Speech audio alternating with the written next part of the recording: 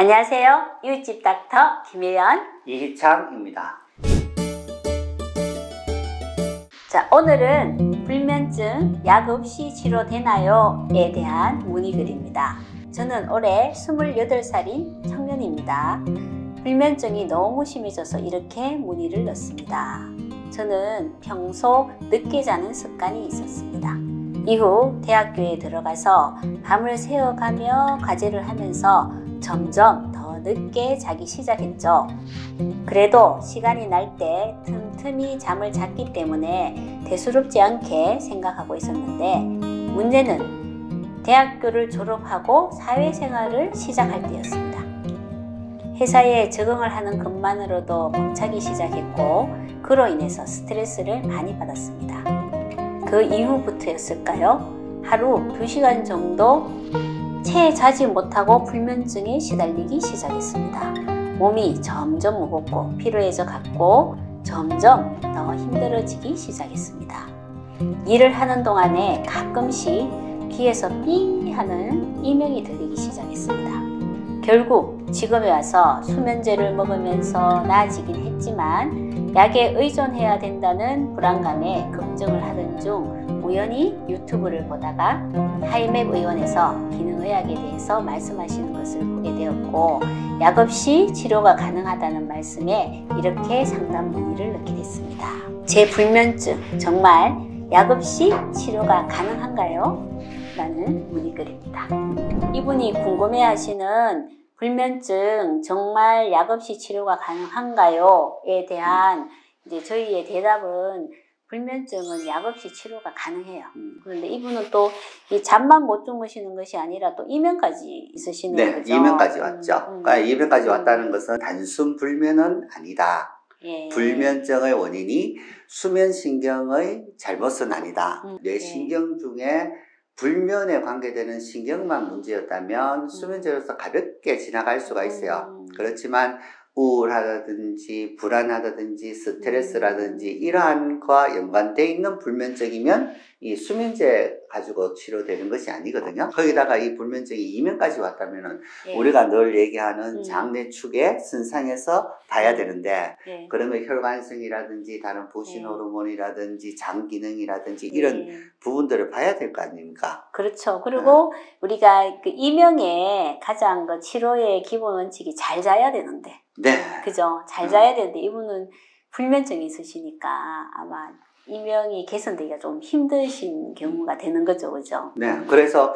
이렇게 불면증이나 불안증이 있으신 분들한테서 정서적으로 어려우신 분들한테서는 결국에는 이명까지 이제 소리가 들리기도 하고요. 근데 경험적으로 저희들이 보니까 대부분 이제 이명 환자분들이 불면증 가지고 있는 분들이 많으신데, 이명보다는 불면증이 더 빨리 개선이 되시죠? 네. 그래서 이제 이명을 좋아지게 하는 데에서 불면증 사항을 개선을 시켜주면 이명이 한 1-20% 좋아지는 사람들도 있고요. 그래서 뇌 기능을 좋아지게 하는 것이 이명 치료의 가장 기본적인 툴이다. 그죠? 수면 호르몬의 문제, 그 다음에 부신의 문제, 장의 문제, 그 다음에 뇌신경의 불균형을 치료하는 거죠. 저희 병원의 치료의 원칙은 모든 이런 기능의 불균형을 균형된 상태로 맞춰주는 거예요. 그 불균형의 상태는 사람마다 달라요. 그분이 못 자는 이유가 굉장히 다양하죠. 부신의 문제만 하더라도 야간 코티졸이 올라가서 못 주무시는 분도 있고, 또 야간 코티졸이 너무 떨어져서 못 주무시는 분이 있어요. 네. 그래서 이 야간 코티졸이 올라가시는 분들에게는 테아닌이 도움이 되지만, 또 떨어지시는 분들에겐 테아닌이 별 도움이 되지 않거든요. 이런 어떤 증상에 포커스를 둔다기보다 그런 기능의 불균형을 찾아서 그것들을 건강하게 맞춰줬을 때 이 환자분들이 약 없이 잠을 잘 자게 되더라는 겁니다.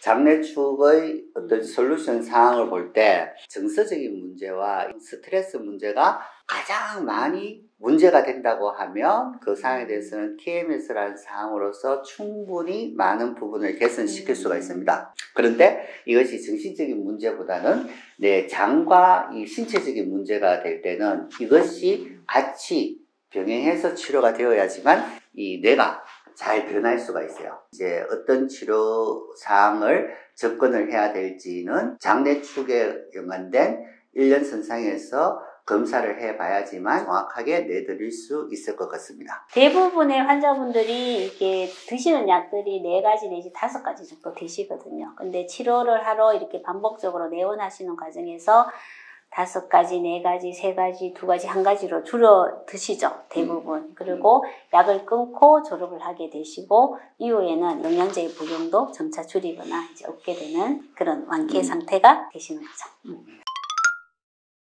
구체적인 방법은 일단 행동요법부터 먼저 하셔야 돼요. 우리가 이제 잠을 잘 자겠다고 하시는 분들이 대부분 그날 저녁에 이제 잠을 잘 자려고 노력을 하시는 거거든요. 그런데 그 수면의 시작은 그날 아침부터 시작되는 겁니다. 그래서 아침에 내 눈으로 햇빛이 들어오고 난 다음에 15시간에서 18시간 뒤에 수면 호르몬인 멜라토닌이 분비가 되거든요. 그래서 생활요법으로는 이런 그 아침에 일어나서 햇볕을 보고 이 딱딱한 음식을 씹어서 내가 깨어났다라는 자극을 뇌에 보내는 이런 생활요법을 먼저 시행하도록 저희들이 가르쳐 드리는 것. 그리고 하루 중에 저녁이 되면 집을 어둡게 유지하고 국소 조명을 쓰고 자기 위한 환경을 유지하게 하는 것. 그런 생활요법을 먼저 하고요.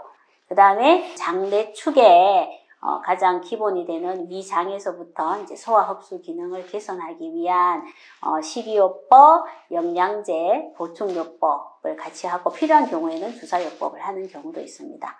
그리고 뇌의 기능을 평가해서 이런 불균형을 균형된 상태로 돌리기 위해서 하는 경두계 자기 자극술을 시행하죠. 이런 것들을 적절하게 했을 때 불면증 없이 잠을 잘 자게 되는 경우는 굉장히 많고 오시면 또 그런 환자분들을 많이 보실 수가 있습니다. 오늘 질문 주신 분도 분명히 그 솔루션을 찾을 수 있을 것이라고 생각합니다. 여기까지 이웃집 닥터 이희창 김혜연이었습니다. 감사합니다. 감사합니다.